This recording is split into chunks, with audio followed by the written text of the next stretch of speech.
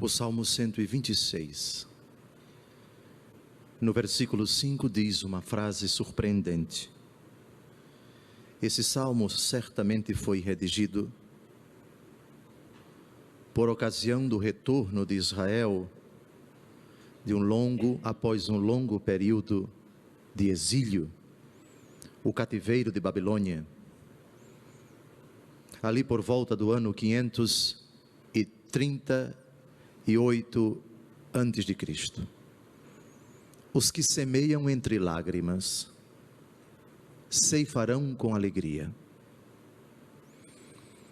No dia em que celebramos a memória de uma mãe profundamente católica, sempre católica, educada numa família católica, mas que casou com um homem que não acreditava no verdadeiro Deus. Patrício era o nome dele. Com ele, esta mulher teve um filho chamado Agostinho. Homem muito culto, brilhante de raciocínio, exímio conhecedor da filosofia do seu tempo, mas que não cria naquilo em que a sua mãe acreditava. E sua mãe, confiando no Senhor, certamente reproduzindo na sua vida esse versículo que acabei de citar, os que semeiam entre lágrimas, esperou mais de 2 décadas para ainda em vida experimentar o grande gozo de sua vida, ver o seu filho convertido, batizado, e após o batismo, poucos anos depois, presbítero da igreja, e não muito tempo depois, bispo da igreja, uma das mentes mais brilhantes da história da humanidade, um dos doutores da igreja mais perspicazes, de uma obra teológica vastíssima, grande pastor, de imensa sensibilidade pastoral. Nosso Senhor Jesus Cristo, no capítulo 16 de São João, versículo 20, diz algo parecido com o que acabamos de ouvir no Salmo 126, versículo 5. Vós chorareis e vos lamentareis, mas o mundo se alegrará. Vós estareis tristes, porém, a vossa tristeza se converterá em alegria. O Todo-Poderoso assegura-nos que a nossa tristeza não é eterna, e se assumida em espírito de fidelidade a Deus, ela é penhor, isto é garantia antecipada de uma alegria indizível. Aqui eu olho pela câmara de TV para todas as mães cristãs católicas que se mortificam, que rezam e que acreditam neste contexto de tristeza sadia, tristeza boa, e vou explicar por quê. Tristeza boa, tristeza que agrada a Deus. Aguardam a conversão do seu esposo, a conversão dos seus filhos, a conversão dos seus entes queridos. Eu falei de tristeza boa. Existe, Dom José, Deus nos quer tristes. A tristeza de Santa Mônica, sim, é uma tristeza boa, é uma tristeza que agrada a Deus. Gravem esse versículo para não esquecê-lo jamais. Segunda carta de São Paulo aos Coríntios, capítulo 7, versículo 10. A tristeza, segundo Deus, produz um arrependimento salutar que não traz arrependimento. Mas a tristeza, segundo o mundo, produz a morte. Portanto, há 2 tipos de tristeza, uma segundo Deus, outra segundo o mundo. Exemplo da tristeza segundo o mundo, a tristeza do jovem rico. Bom mestre, que devo fazer para ganhar a vida eterna? Por que me chamas bom? Só um é bom. Obedeça aos mandamentos. Tudo isso tenho observado desde a minha juventude, disse ele. Mas o Senhor acrescenta: uma coisa te falta. O jovem era muito apegado aos seus bens. Vá, venda tudo o que você possui, dê aos pobres, depois venha e me siga. Mas o jovem, muito triste, foi embora, porque era apegado aos seus bens. Essa é a tristeza que produz a morte. Mas a tristeza segundo Deus, não. Repito, segundo aos Coríntios 7, versículo 10. A tristeza segundo Deus produz um arrependimento salutar, do qual ninguém se arrepende. É a tristeza pela consciência dos nossos pecados, é a tristeza porque o nosso pecado ofendeu a Deus, machucou o nosso Senhor, causou a angústia do nosso Salvador, levou a morrer na cruz por nós. Essa tristeza leva-nos a sentir nojo do pecado, a sentir vergonha do mal praticado e a não querer mais continuar a fazê-lo, e a pedir perdão, e a partir de então uma vida nova começa. Essa é a tristeza que agrada a Deus. Assim fica fácil compreender a frase de nosso Senhor Jesus Cristo em Mateus capítulo 5, versículo 4: bem-aventurados os que choram, porque serão consolados. Alguns desavisados lendo essa frase, então Jesus quer que a gente sofra, mas no mundo de tanto sofrimento ele ainda pede para a gente chorar. Mas que absurdo é esse? Absurdo não é isto, absurdo é a ignorância da senhora, ou a ignorância do senhor, com devido respeito.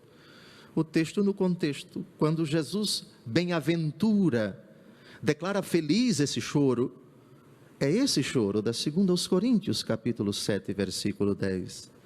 Bem-aventurados os que choram, porque serão consolados. Vocês já imaginaram o que é 20 e tantos anos de choro de uma mãe, amando o seu único filho, rezando por ele e vendo na dureza do coração, na incredulidade, na vida devassa? Ela, porém, jamais desanimou, jamais entregou os pontos, jamais cruzou os braços, jamais deixou de acreditar que o poder de Deus é maior do que a dureza do coração do seu filho, e viu ainda nesta terra o seu filho convertido.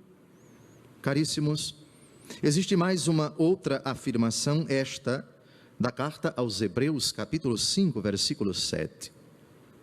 Que fala das lágrimas de Jesus.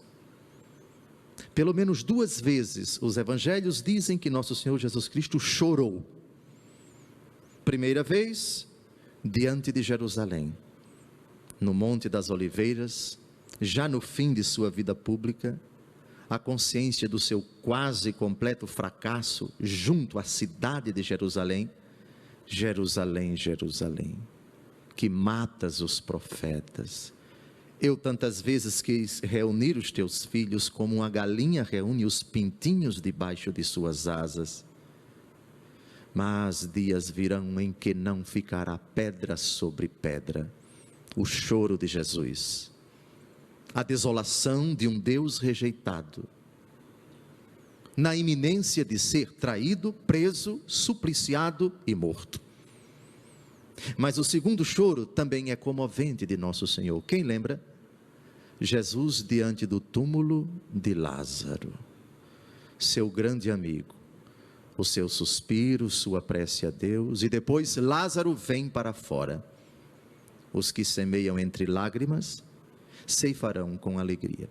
Mas das lágrimas de nosso Senhor Jesus Cristo, explicitamente fala a carta aos Hebreus, capítulo 5, versículo 7, aspas, nos dias de sua vida mortal, da sua carne, tendo oferecido com grande clamor e lágrimas, orações e súplicas ao que podia livrá-lo da morte, e tendo sido ouvido por causa da sua reverência, ainda que era filho, aprendeu a obediência por meio daquilo que sofreu. Vejam, o valor catequético na pessoa de Jesus, das lágrimas derramadas. As lágrimas derramadas na tristeza segundo Deus, por favor, a tristeza segundo Deus aqui não é masoquismo, masoquismo é tara, masoquismo é doença. Tara que leva uma pessoa a sentir prazer sofrendo, isso é tara, isso é doença. Aqui não, lágrimas que levam a pessoa a crer e a esperar no silêncio, a suportar com resignação a vontade de Deus, a não se dobrar ao pecado, a não se conformar com ele. E isto leva a pessoa a aprender a obedecer por aquilo que ela sofre.